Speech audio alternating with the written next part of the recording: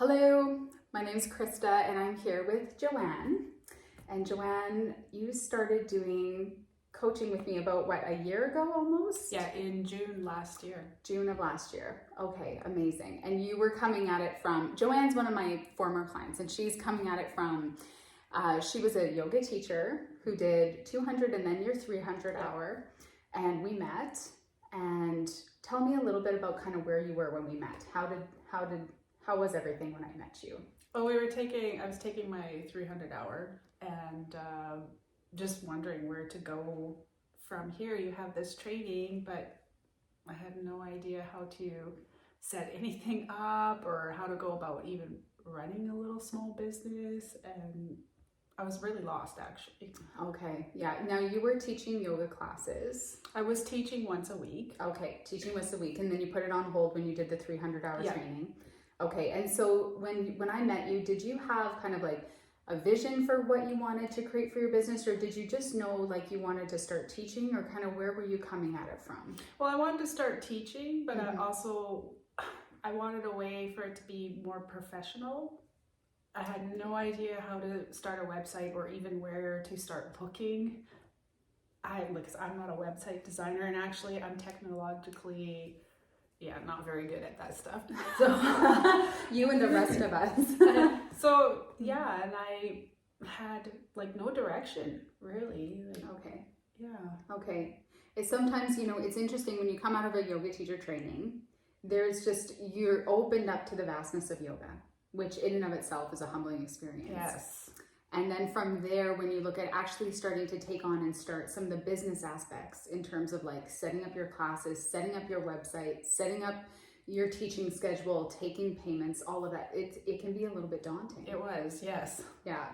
So when you kind of heard what I was doing in terms of guiding yoga teachers to start building up their businesses, what drew you to that? What was appealing to that for you? Well, first, you beautiful human being right there, and I trusted you because you were one of my 300-hour teachers working together, and you have this beautiful little community here, and I knew you knew what you were talking about, so that definitely was a big part of for me. It's a trust thing, and so totally, yeah, 100%. And what was the vision? Like, as you started working in the program, where did you see it going for you? Did it start opening up some doors for you? Well, it was interesting enough, yes. Once I figured out how to get onto a website and start doing those things, I was able to schedule classes that way. But also, there was a lot of personal growth there as well, a lot of self-growth. A lot of your program had dealt with a lot of things that keep people and hold people back. Okay. And so there was always sometimes, and I wouldn't want to hear it, and I'd be like, "Oh, she's so right." and then growth and change. Yeah. It's interesting when we start doing something new, we start bumping up against a lot of ourselves, right? A lot of our patterns, and a lot of the things that it's just the way that we've learned to be in the world. And we start trying to do something new, or start to bring something out there. And when we're asked to examine that, it can kind of bring us face to face with ourselves, and also face to face with things that, might need to be evolved or shifted in some way. So can you tell me a little bit about what you bumped up against? Like because I know from a business perspective, it's nice to see what kind of growth you're going to have. But really, when we're looking at business growth, if we don't have personal growth along the way, the strategies are never going to find their way. It's true. It was a lot of self-confidence problems, like I guess you would say imposter syndrome, right? Like this belief that, well, who am I? I don't really know everything about yoga, so how can I teach yoga? That kind of thing, and then getting over that and realizing, the best way to learn something is to practice it and get out there and do it. And so that was kind of the kick in the behind that I needed to get moving. Yeah. Right. So just starting to say, okay, now that I have the accountability, now that I'm here, now that I said yes to myself, now I'm actually going to take some action that's uncomfortable. Yeah. That's good, to say and the just least. do it. and to start doing something. So what are some of the things that you started doing once you had that kind of impetus to start moving? Well, regular classes for one thing. Okay. I started teaching once a week and then sticking to it. Very rarely canceling class, only if like I was really sick or the venue was had to be closed, and that was important. Some regularity. Yeah. Would you say, like, I know one of the conversations we had early on was about pricing as well, like just really digging into your pricing structure and starting to believe into some of the prices you were putting out there and holding to that. How was that for you? Yeah, I got over that. I looked around and like you had suggested, like checking out what other nearby yoga teachers were charging, and I was not being unreasonable. And so then having the belief that, like I have to pay for a venue and my time is worth something. I'm not just throwing a class together. There's a lot that goes into a class. For me, I, sit down and I think about what I want the yogis to take away from my class, and so there's that aspect, and then I very carefully put it together, and so that's a lot of time and effort, and believing that I was worth that I was worth what I was charging. So 100%. And I would say, like, as yoga teachers, that seems to be one of the biggest things that we struggle with, is actually our pricing structure, getting behind our pricing, getting behind ourselves, believing in ourselves, worthiness. It's one of the aspects that we dive into in our teacher trainings, and that we've probably dived into in many areas of our life. But embodying our own worthiness is a whole different ballgame. And, when it comes to our pricing and putting things out there that make sense, sometimes when we see people charging things for a low rate, it can make us feel like, oh, maybe I should be down there too. Yeah. Right? Yeah. But then it doesn't allow you to pay the bills or pay the venue and things like that. So at the end of the day, starting to get really real with your pricing. Yeah. I love that. I love that kind of came together for you during the program. It did, yes, in a huge way. So thank you, Krista. Oh yeah, 100%. Yeah, and you had some other wins too, and I think some unexpected ones when you were looking at, kind of some of the, like, we talk a lot about mindset in the program, because so much of what we're doing is about how we're thinking about things and how we're thinking about ourselves. And when it came to some of your relationships, you had some aha moments that came up, didn't you? Yes, I did.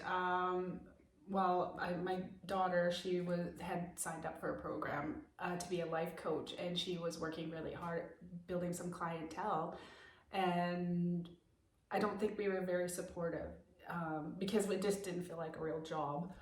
And then I realized going through this program that we weren't supportive, and it was a big wake-up call for me that, there are so many other ways to make a living.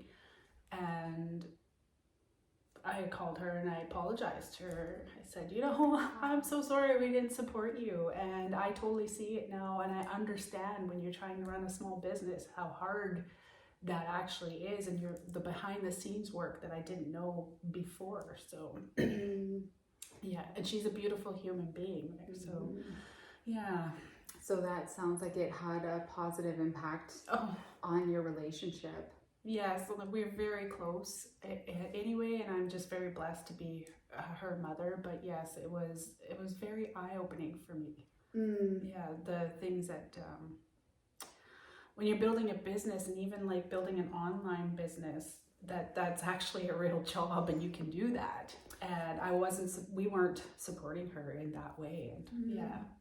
It is so different too, like looking at, how things used to be, even 30 years ago. I mean, like creating an online business, the way that so many people are doing it now, the way so many yoga teachers are doing it now, like that just wasn't happening en masse before. Like it was, so yeah, like it shows us where, like, even in our forward thinking, maybe like just having the perspective to be able to bring in new ideas and fresh perspective, how that can affect the people in our lives, how we see them, what they're doing, how we see ourselves, what we're capable of. Everything starts to shift and change as we go layers deeper into understanding.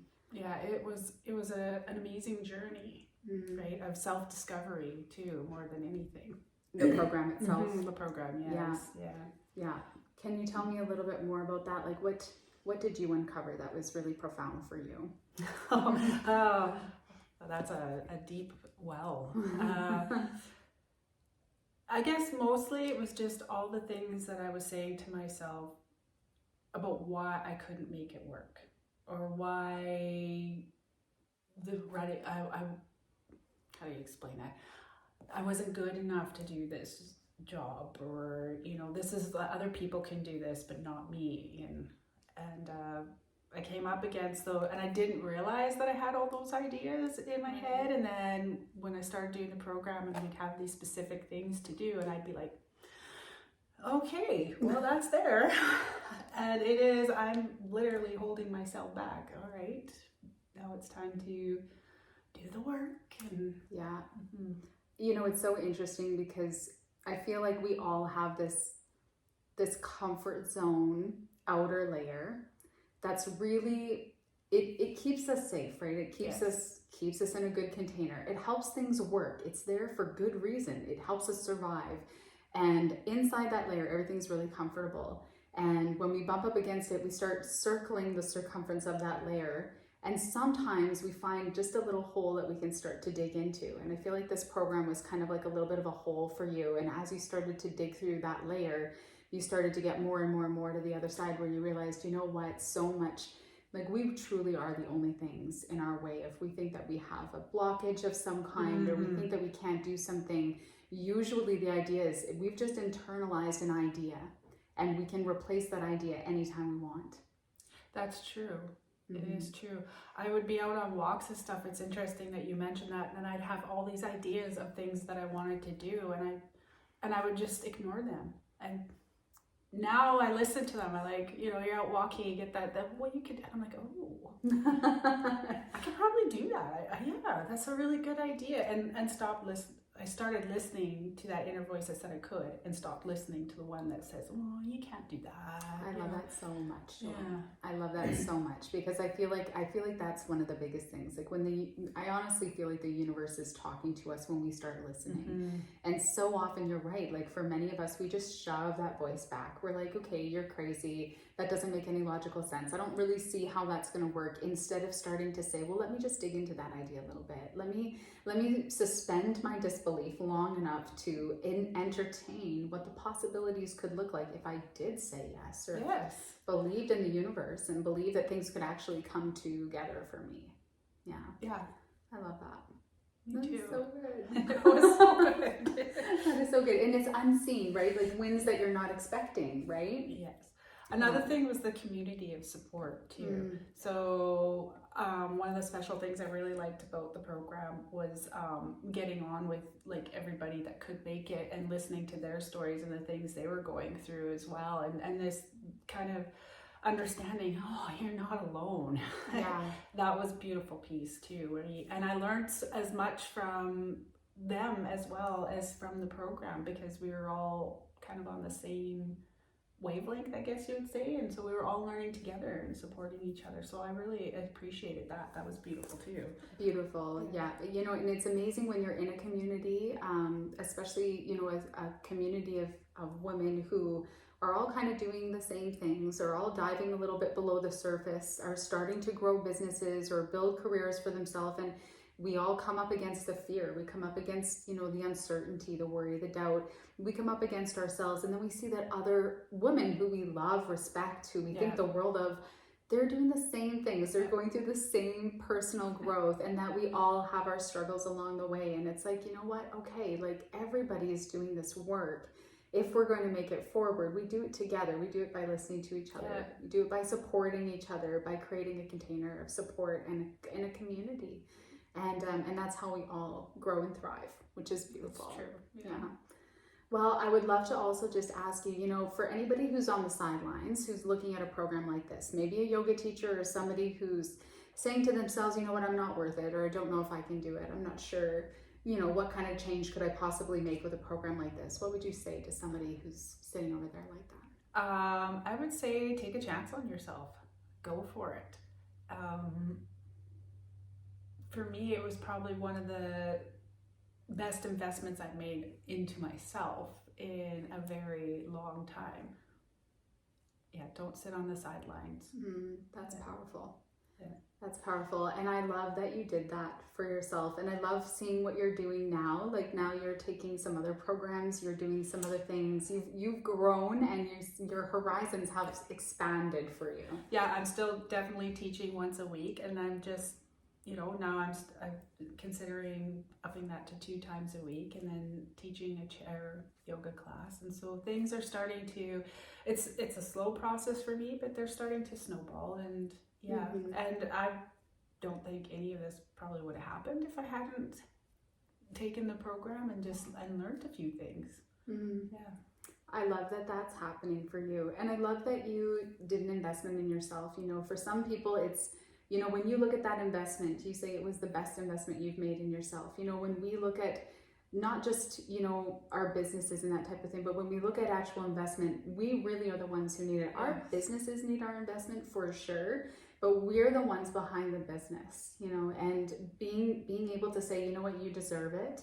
And then seeing all the benefits that have come, like, how does that feel for you now, looking at that? Yeah, it feels great. I can't even express it in words,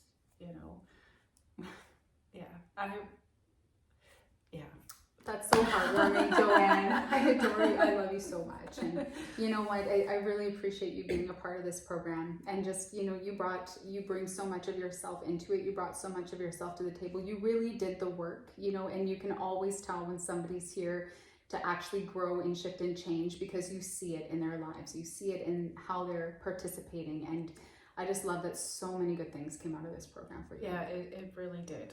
Yeah. That's beautiful. Yeah, and thank you. Oh, thank you. It's very nice. Yeah.